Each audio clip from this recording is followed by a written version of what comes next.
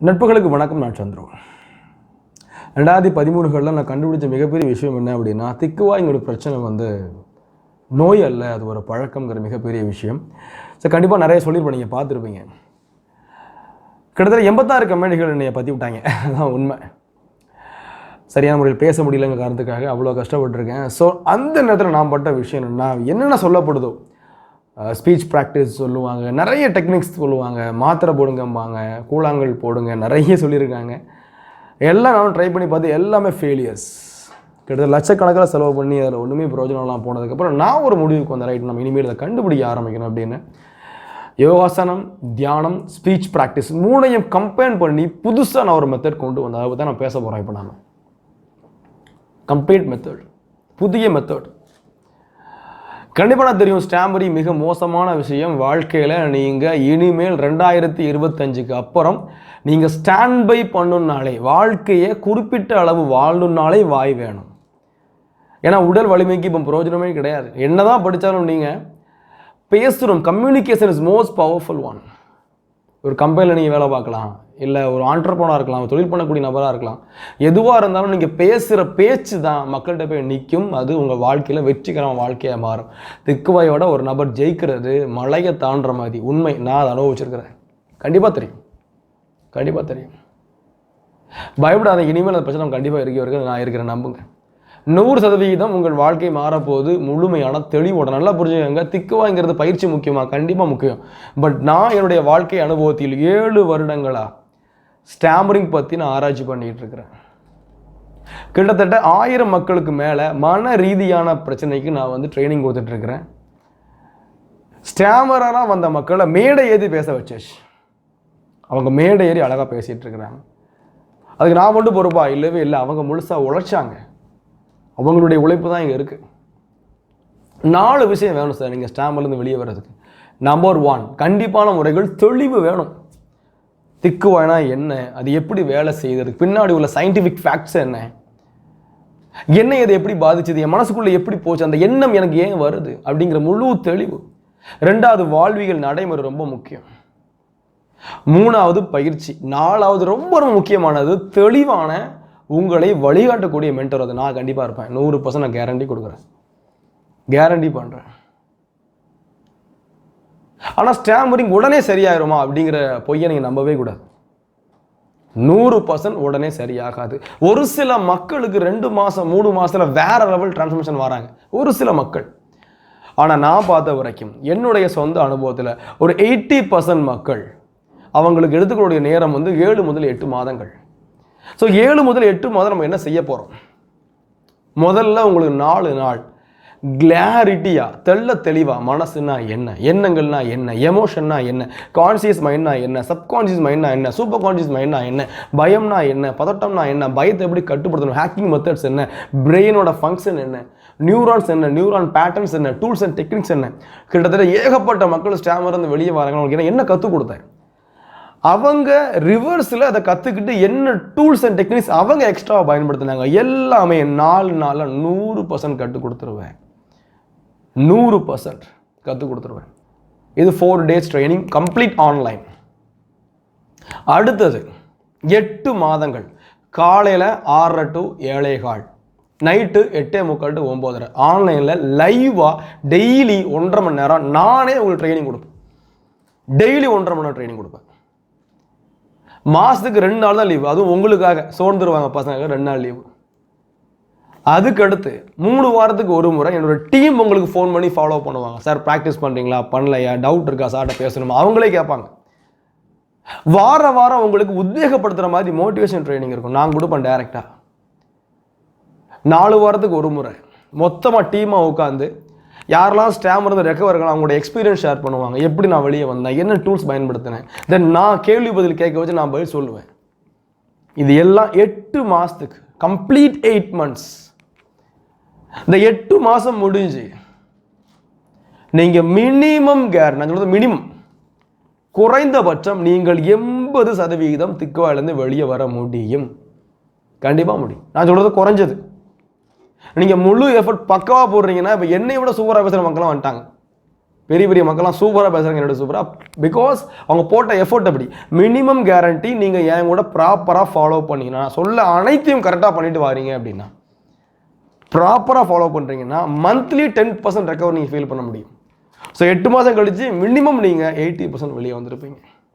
உங்கள் வாழ்க்கையில் தேவையான வாயை திரும்ப நீங்கள் பெற்றுக்கலாம், அவ்வளோதான். இது பெரிய விஷயம் கிடையவே கிடையாது. So simple, so simple.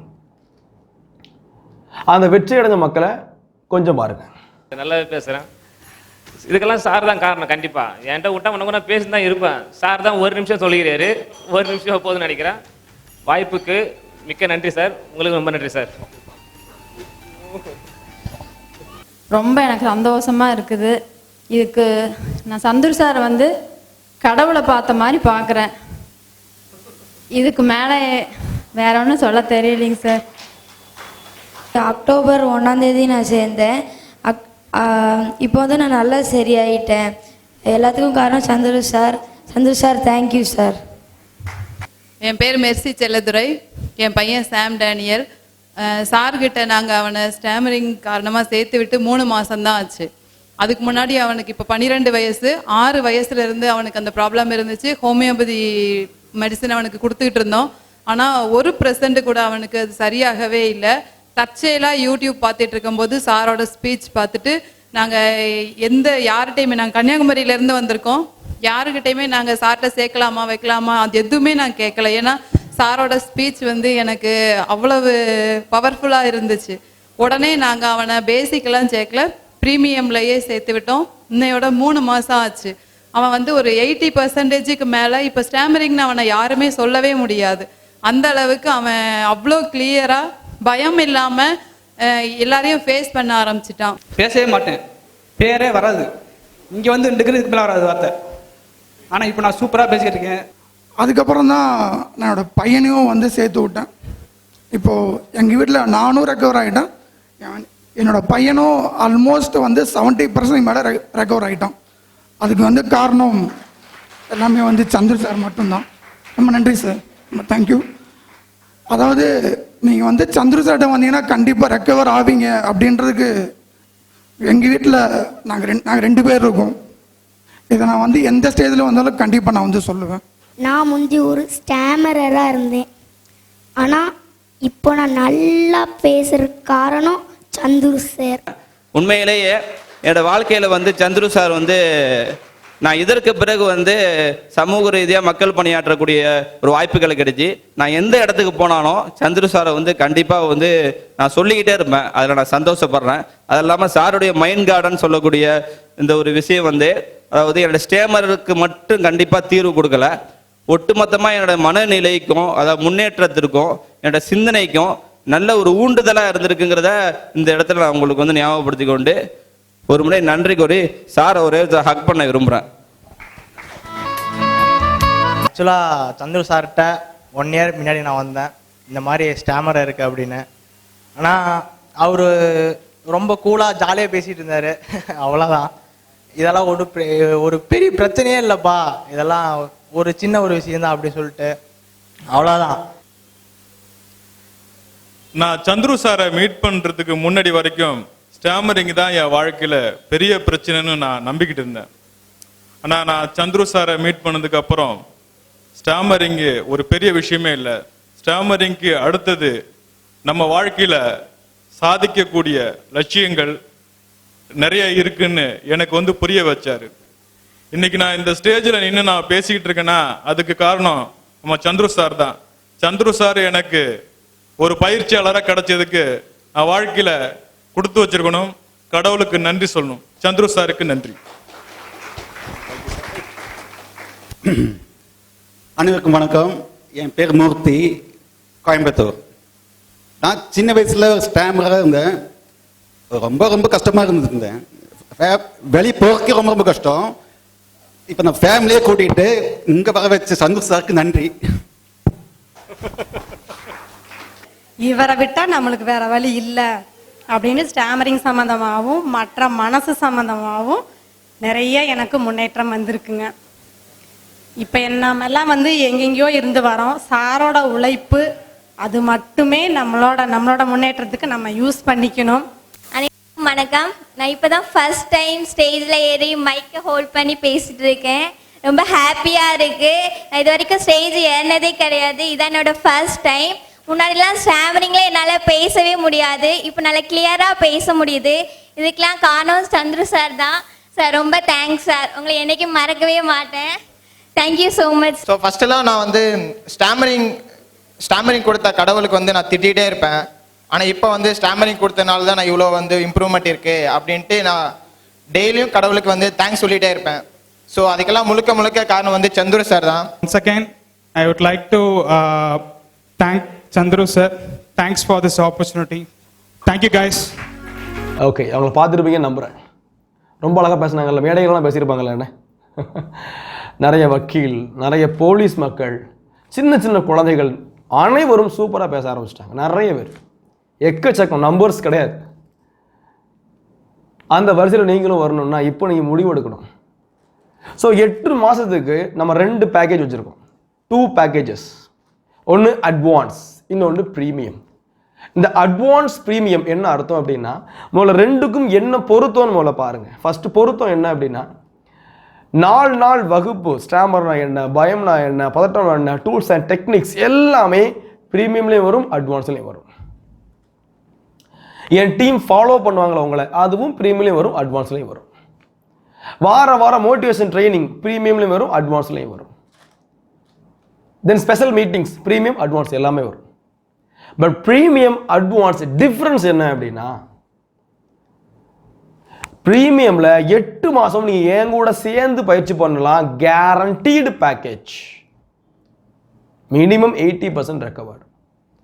Advance முதல்ல ஒரு 4 வாரம் என் கூட பயிற்சி பண்ணுவீங்க, அதுக்கப்புறம் நீங்கள் தனியாக பண்ணுற மாதிரி இருக்கும்.